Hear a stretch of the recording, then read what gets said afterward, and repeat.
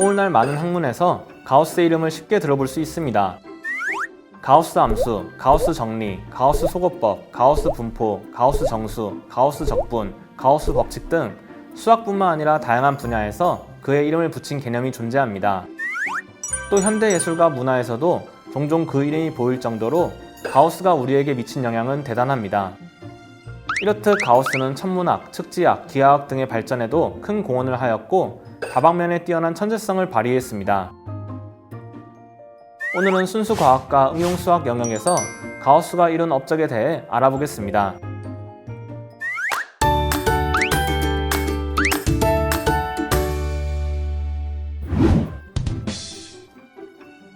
(1801년 1월 1일) 천문학자 주세페 피아치는 외행성 세레스를 발견하고 궤도에 대한 연구를 하고 있었습니다.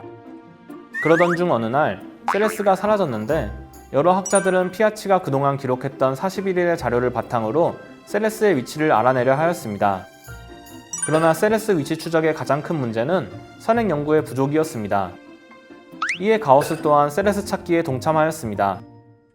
당시 수학자들은 세레스의 궤도가 20률 0과 1 사이의 타원이라고 생각했습니다.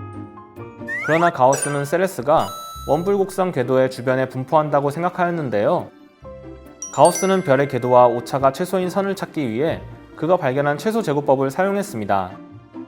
그는 3달 동안 집중해서 작업한 끝에 세레스가 다시 발견될 수 있는 위치를 예측했습니다.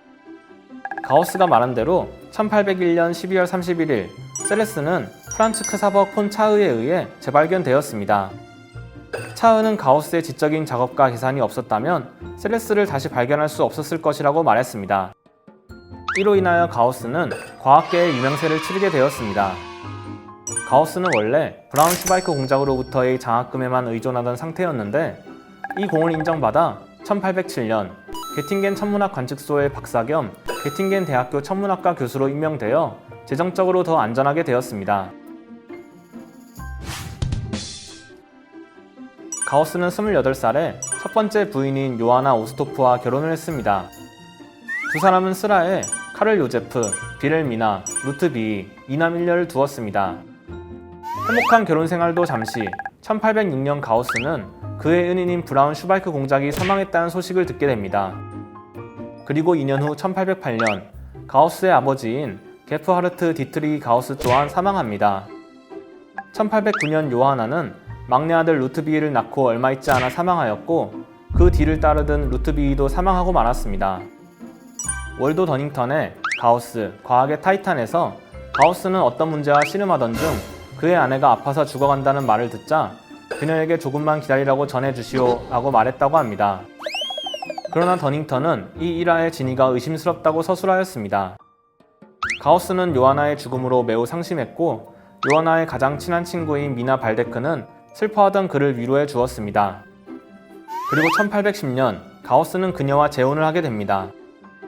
이들 사이에도 이남 1녀를 두었으며 오이게네, 비렐름, 테레스였습니다. 측지학이란 용어는 땅을 분할하는 것을 의미하는 그리스어에서 유래되었고 지구 표면상에 있는 지점들 간의 상호 위치 관계를 구하는 측량을 위한 학문입니다. 이 분야는 천문학과도 관련이 있었기 때문에 가우스는 자연스럽게 측지학 문제에 빠져들었습니다. 1818년 가우스는 그의 계산 능력을 실용적으로 사용하였는데 하노버 주의 측지선을 측량하여 이전의 덴마크 측량들과 연결지었습니다. 이 과정에서 그는 측량 작업을 위한 거울로 태양광을 반사시켜서 먼 거리에서 위치를 측정하는 회광기를 발명했습니다.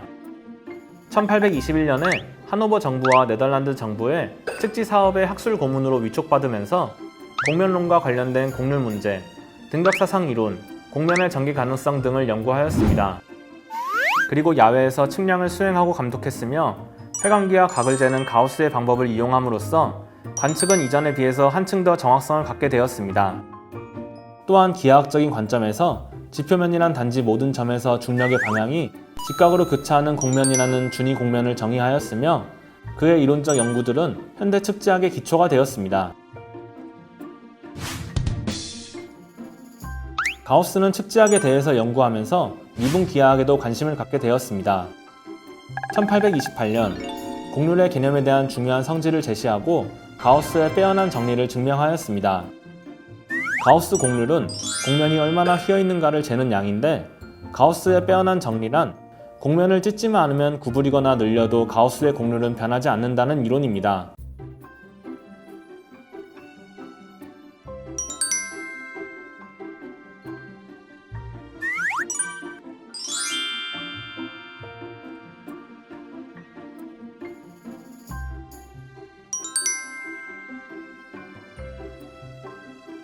그리스의 기하학자인 유클리드의 원론에 있는 기본 전제에 따르면 임의의 직선 위에 없는 한 점을 지나 그 직선과 평행한 직선은 오직 하나만 그을 수 있다고 여겨졌습니다. 가우스의 친구 보여의 퍼르커시는 유클리드의 기하학에 따른 다른 공리들로부터 평행 공리를 증명하려고 시도한 끝에 보여의 아들 보여의 야누시는 1829년에 쌍곡 기하학이라는 비유클리드 기하학을 발견했고, 이를 1832년에 출판하였습니다. 이것을 본 뒤 가우스는 보여의 퍼르커시에게 이 발견을 축하하는 것은 결과적으로 나 자신을 축하하는 것입니다. 연구 내용 전반에 걸쳐 대부분이 내가 30세에서 35세 사이에 생각했던 것과 거의 일치합니다. 라고 편지를 썼습니다. 이로 인하여 가우스와 보여의 야누시의 관계는 멀어지게 되었습니다.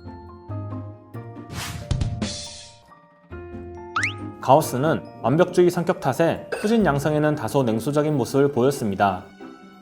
어느 날 가우스는 닐스 헬니크 아벨이란 노르웨이의 젊은 수학자가 보낸 논문을 받게 되는데, 당시 생활고에 시달리던 아벨은 가우스라면 이 논문의 가치를 알아봐 줄 것이라고 생각했습니다. 그러나 당시의 가우스는 이미 너무 유명해서 사방에서 젊은 학도들의 수많은 논문들이 밀려들고 있었습니다.